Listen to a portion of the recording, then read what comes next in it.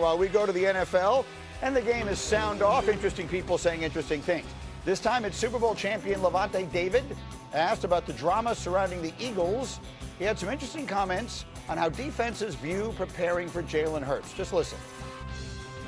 Sitting back from a football point of view and just like watching and, after playing them, like Jalen Hurts was never he's never a guy who we worried about. You can't pick you apart if you mess up, but our whole game plan was just give him a different look. It was one year when we beat him in the playoffs. We played straight cover 0, cover 1 and cover 0, and made him want to beat us. All right, so when seeing this, because it gets posted and it gets some attention, and former Eagles safety C.J. Gardner-Johnson tweeted, why do this? Like, come on, people will continue to bash this man. For what reason? Plenty of other quarterback news we can talk about. And for what it's worth, Lavonte David went on a podcast. They asked him a question and he answered it. It's not as though he went in there with the intention or some sort of desire to make this point. But still, it keeps coming up. Every single day I come in here and I want to make sure we have football conversation. And every single day someone is saying something about Jalen Hurts. So Dan, I'll ask the question. Is all of this criticism of Jalen Hurts, is it reasonable and is it fair? No, but that's life as the starting quarterback in the NFL, let alone in Philly. I think one, Hurts has become one of the, if not most polarizing guys in the NFL. 2, the facts and the opinions don't match. That's what's the interesting part of all this with Jalen. Fact is, he's been awesome since he's become their starting quarterback. We're talking wins, which is what everyone gauges a quarterback, franchise or not. 62 of them. He's accounted for 185 touchdowns. However, how he gets the touchdowns, I don't care, people at home, whether you like it or not. And he's top 10 in passing yards. On top of that, he's gone to the Super Bowl twice, won MVP of the Super Bowl once, and likely would have if they won the other one, okay? So those are facts. That's also being said at the same time of opinion. If you took every starting quarterback in the NFL and we just took them out on the field and we said, we're in shorts, just throw, you're not going to take Jalen in your top 15 because that's not his style and or strength. And I think that's where the rubber meets the road is you have facts are, all this guy does is play well and win. And then there's these opinions of, well, I want this quarterback and that quarterback and that quarterback, that quarterback, that quarterback, instead of him when it comes to just playing the position. What do you think, D-Wood? Is it everything he said made sense and I agree with, and it's a perfect example of how in the world in which we live today, you can take facts and you can use them to make any point you choose to make if you want to. And so many people have this desire to make negative points about Jalen Hurts. I'm not exactly sure I understand where it comes from. Do you think it's reasonable? Listen, that's just the world we live in. But I think it's all about perspective. I remember, a couple years ago when Kellen Moore was offensive coordinator in the Philadelphia Eagles, we're in the Super Bowl. Everyone's talking about they love the fact that his stoic, demeanor, right? How he's never too high, he never gets too high, never gets too low, right? All those type of things. Now this past year when things weren't going well, he's a guy that alienates himself from his teammates. He's not the best guy to get along with. And so I think that just comes with playing the position, that you're going to get these type of arrows, thrown at you. But here's what I'll say at the end of the day. I saw a guy in Jalen Hurts who went head-to-head with Patrick Mahomes and was better than him both times in the Super Bowl. It's true. That is the fact. So regardless of how it looks, I know at the end of the day what this guy has done, what his resume looks like, and he's going to be judged on that when it's all said and done. Go ahead, Dan. But it's not all make-believe from the exterior noise. I mean, the Eagles hired an offensive coordinator, Sean Mannion, who, at the starting point, the foundation of the offense, the 3 things that are the backbone of it are the 3 things that Hurts doesn't do a lot and or well.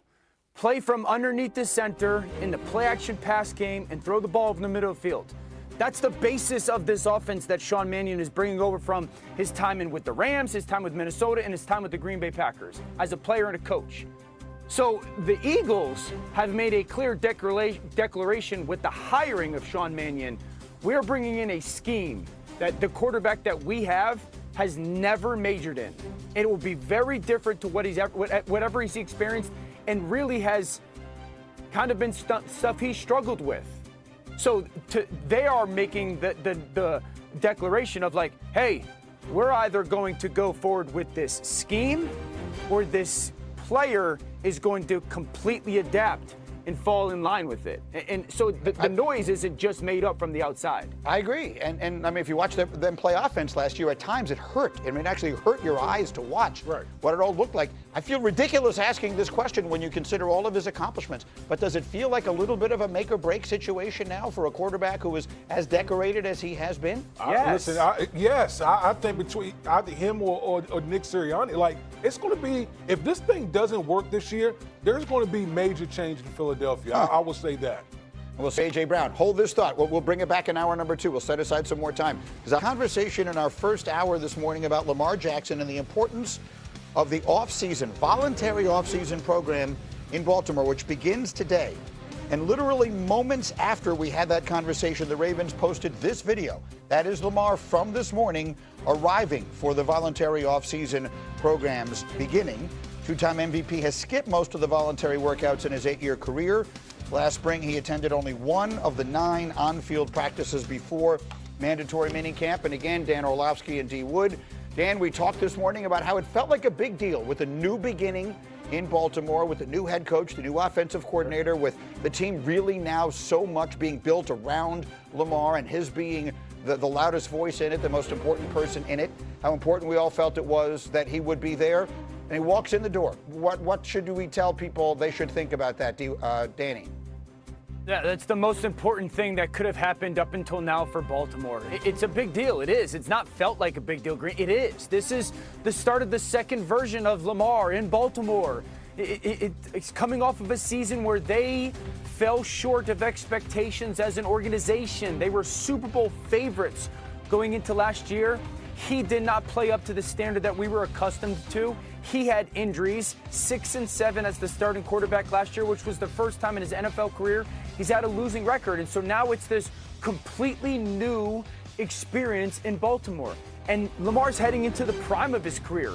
And that's crazy to say because he's been remarkable in his first, I think, 8 seasons in the NFL. And so now we're starting anew. This is the second chapter of Lamar Jackson as a pro. And so can he play his very best football under a new regime when it matters the most, both he and the football team, to finally take that next step? And I know we always correlate him and Josh next to each other because they're both great, MVPs, all that. It's the same in Buffalo. It's brand new. And so what guy takes advantage of that the most and takes that next step is going to be paramount. And D. Wood, I can hear people watching their televisions now saying, I can't believe these guys are making such a big deal about him showing up today. Do you believe it sends a message? His actions today, do they send a message? Absolutely. It's a tone setter. You know, it doesn't count in the win-loss record, but it matters. It matters in the organization.